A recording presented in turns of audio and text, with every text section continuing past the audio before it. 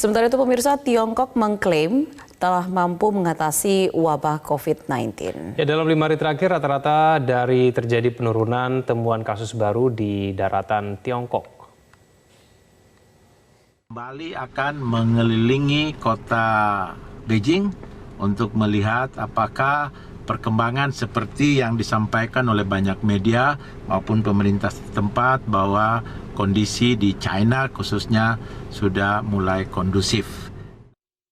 Ini adalah agenda perjalanan Dubes RI untuk Republik Rakyat Tiongkok dan Mongolia, Jauhari Oratmangun, pada 5 Maret 2020. Selama perjalanan dari kantornya, Jauhari ingin menyampaikan pengalaman bahwa kondisi Beijing mulai bangkit dari wabah virus corona. Kondisi di jalan bisa kita lihat bahwa aktivitas ekonomi, khususnya pergerakan kendaraan, pergerakan barang dan pergerakan manusia sudah aktif kembali. Belum seperti normal, tetapi mungkin sudah mendekati normal. Inilah situasi sore hari di Beijing. Klaim bahwa Tiongkok sudah mulai bisa mengatasi wabah COVID-19 ditandai dengan kunjungan Presiden Tiongkok Xi Jinping ke Wuhan. Wuhan adalah salah satu wilayah yang diisolasi sejak wabah COVID-19 merebak Januari 2020 lalu. Kantor berita Tiongkok Xinhua memberitakan Presiden Xi bertemu dengan para petugas medis, pejabat militer, dan relawan warga sipil, bahkan bertemu beberapa pasien COVID-19 di kota Wuhan. Berdasarkan data Komisi Kesehatan Nasional Tiongkok, ada 61.400 pasien yang sembuh dari virus COVID-19, sedangkan yang meninggal 3.158 orang.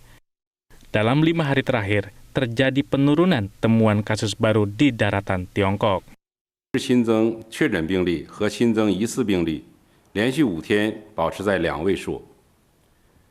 除武汉外，最近5天本土新增确诊病例2例，疫情总体保持在较低水平，防控形势持续向好。但湖北和武汉现有确诊病例数量仍然较多，疫情防控任务依然艰巨繁重。 Semakin menurunnya jumlah pasien corona di Tiongkok, maka 11 dari 14 fasilitas umum yang difungsikan sebagai rumah sakit sementara di Wuhan, Tiongkok, sudah tidak beroperasi lagi. Cara Tiongkok memang berbeda. Keputusan mengisolasi kota bagi Tiongkok dianggap efektif untuk menekan penyebaran virus COVID-19. Tim Liputan Metro TV.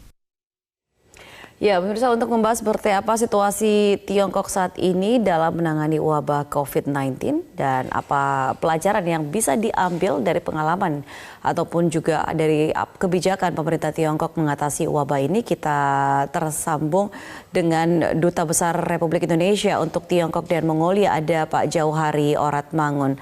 Selamat pagi, Pak Jauhari. Selamat pagi, Mbak. Ya, Pak, sebenarnya kita ingin tahu seberapa pulih sekarang Tiongkok, utamanya mungkin kota-kota besarnya seperti Beijing, Shanghai, bahkan mungkin kota Wuhan sendiri, Pak Jauhari, dari informasi yang Anda dapatkan di sana. Kalau informasi yang kita terima di sini, trennya memang menuju ke positif ya, karena jumlah korban yang mulai berkurang. Kalau sudah ada 6 provinsi yang tingkatnya sudah 0, jadi tidak ada lagi korban COVID-19 di sana. Kalau di Beijing sendiri masih di atas 100, tetapi memang sudah mulai berkurang dibanding beberapa waktu yang lalu. Di Wuhan sendiri itu Presiden Xi Jinping baru berkunjung ke sana dan sudah beberapa rumah sakit ditutup, perkembangannya juga positif, walaupun masih ada puluhan ribu di sana ya. Kalau aktivitas ekonominya di seluruh Tiongkok kecuali Wuhan dan Hubei itu mungkin sudah sekitar 50-70% mulai bergerak, pergerakan orang juga sudah dimulai, tentunya dengan memenuhi persyaratan ya, tidak yang bebas sekali. Jadi misalnya pergeseran antar kota itu atau antar provinsi harus dengan persyaratan kesehatan. Misalnya sekarang masuk Beijing juga harus 14 hari karantina, khususnya dari negara-negara yang terkena wabah COVID-19. Kira-kira begitu perkembangannya. Baik, Pak Dubes, kita tahu kalau misalnya Tiongkok ini memberlakukan lockdown ataupun isolasi terhadap sejumlah wilayah. Apakah ini masih dilakukan hingga saat ini walaupun di saat keadaan sudah mulai pulih, sudah mulai beranjak normal seperti itu? Jadi lockdown-nya itu bukan di sejumlah wilayah ya, hanya di Provinsi Hubei dan Kota Wuhan. Dari 30-an provinsi yang ada di sini masih tetap berlaku di Hubei dan Wuhan sampai saat ini. Kita lihat perkembangannya, tetapi dari kunjungan presidensi ke Wuhan dan Hubei kemarin di sana, itu indikator positif juga bahwa kami sangat berharap juga supaya bisa segera diangkat lockdown di Hubei dan Wuhan. Karena Hubei dan Wuhan itu salah satu sentra ekonomi di Tiongkok. Pak Dubes, lantas bagaimana dengan warga negara Indonesia sendiri yang ada di Tiongkok saat ini? Warga negara Indonesia yang ada di Tiongkok saat ini itu sekitar 1.600-an, semua dalam kondisi baik dan sehat. Kita selalu berkomunikasi dengan mereka, kita memenuhi juga kebutuhan logistik mereka seperti masker, vitamin, dan lain-lain. Dan so far itu rata-rata mahasiswa yang di sini, jadi mereka telah memulai kegiatan-kegiatan perkuliahan walaupun semua itu masih online dan rata-rata tinggal di dormitori di kampusnya, jadi pengawasan kesehatannya bagus. Baik.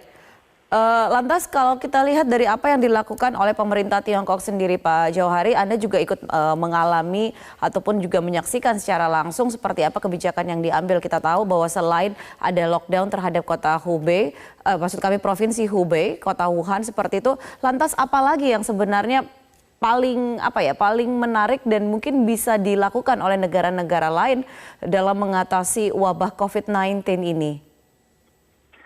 Saya kira yang paling baik di China selain lockdown dari provinsi Hubei termasuk kota Wuhan itu peraturan dari pemerintah lokal masing-masing. Jadi dari pemerintah provinsi maupun pemerintah kota.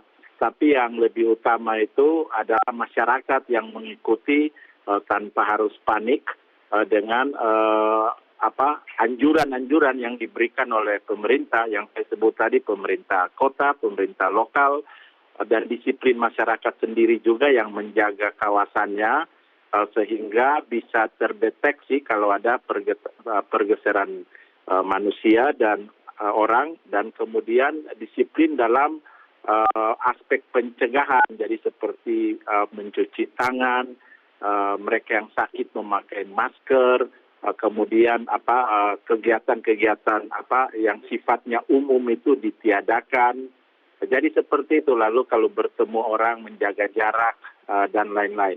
Jadi masyarakat secara disiplin menjalankan aturan-aturan atau anjuran-anjuran yang disampaikan oleh pemerintah. Oke, tadi Anda menyatakan bahwa masyarakat tidak panik. Kita ingat bahwa ketika awal-awal wabah COVID-19 ini muncul, sempat terjadi kepanikan seperti itu, sempat ada rush, kemudian orang-orang memborong masker, orang-orang memborong bahan makanan. Berapa lama kejadian itu terjadi di sana dan seperti apa upaya dari pemerintah Tiongkok untuk menenangkan masyarakat sehingga semua pun juga bisa tenang seperti yang Anda sampaikan, kemudian juga mengikuti semua anjuran ataupun juga apa yang telah disampaikan oleh pemerintah? Saya kira mungkin rasnya itu nggak seperti yang disampaikan ya, karena seperti saya yang di Beijing dan teman-teman di konsulat-konsulat lainnya, memang awalnya itu masker, tapi kemudian tetap di-provide oleh pemerintah, lalu disampaikanlah bahwa tidak seperti itu. Dulu kan kita beranggapan masker kan itu semua harus pakai begitu. Jadi tapi ternyata berkurang. Sekarang di Tiongkok pun pabrik masker sudah berproduksi secara maksimal lagi, malah kan pemerintah Tiongkok sudah memberikan bantuan juga kepada beberapa negara lain yang sekarang COVID-nya itu semakin merajalela. Jadi tidak lama itu kok, hanya sesaat saja lalu kemudian pemerintah tegas kalau ada ras dan lain-lain atau ada yang menumpuk dan lain-lain seperti saya kira sekarang di Indonesia juga itu diambil tindakan hukum. Jadi sejak itu lalu semua menjadi disiplin dan kembali dalam suasana berhati-hati, waspada, tetapi tidak panik. Tapi apakah seluruh masyarakat di sana termasuk juga mungkin Anda, Pak Dubes, ini bisa mengakses informasi secara terbuka? Karena kalau kita lihat juga itu kan jumlahnya yang terinfeksi ini tidak sedikit dan juga mungkin yang meninggal walaupun juga di satu sisi yang sembuh juga banyak sekali. Tetapi ketika misalnya masyarakat tidak membacanya itu dengan seksama, tidak melihatnya dengan jelas seperti itu kan kesannya bahwa ini adalah sesuatu hal yang sangatlah menakutkan. Enggak, informasi di sini terbuka juga mengenai hal ini, tidak seperti yang disampaikan oleh Mbak tadi. Itu semua kita bisa dapat melalui WeChat, melalui Weibo. Weibo itu media sosial di sini, melalui pengumuman pemerintah yang rutin. Juga di sini kita dengan perwakilan WHO di sini. Jadi apa yang disampaikan itu selalu senada juga dengan yang disampaikan oleh perwakilan WHO. Malah kita bisa monitor itu live 24 hours. Jadi kita bisa monitor setiap saat perkembangannya pada saat kritis kemarin ya. Pada saat kritis menaik terus sehingga sampai sekarang pun informasi masih diberikan. Misalnya yang terakhir ini kemarin sore kita menerima informasi, menerima edaran lagi baik melalui WeChat, baik melalui media komunikasi lainnya bahwa sekarang ada misalnya ketentuan yang lebih ketat untuk orang-orang yang kembali dari negara-negara di mana COVID-19 sedang merebak sekarang.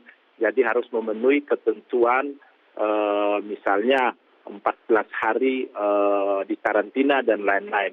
Contoh saja misalnya teman-teman dari KBRI yang tim 5 yang ikut kemarin dalam evakuasi, kemudian sudah di Pulau Natuna kembali ke sini setelah melalui proses 14 hari dan juga 14 hari di Jakarta, tetap harus self karantina untuk waktu yang ditentukan oleh pemerintah setempat dan juga oleh lokalnya. Jadi misalnya gini, contohnya kalau ada teman tinggal di satu apartemen, setiap keluar akan dicek suhu badannya, kembali juga akan dicek suhu badannya.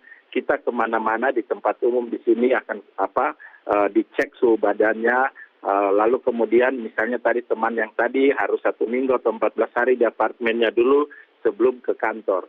Jadi ada pengawasan dan disiplin dari masing-masing orang dan juga dari misalnya di apartemen, di pusat-pusat perbelanjaan, kita ke pasar tradisional pun dicek suhu badannya.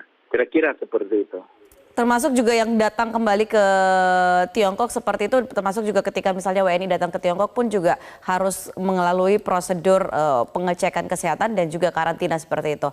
Baik, terima kasih Pak Jauhari Oratmangun, Duta Besar Republik Indonesia untuk Tiongkok dan Mongolia.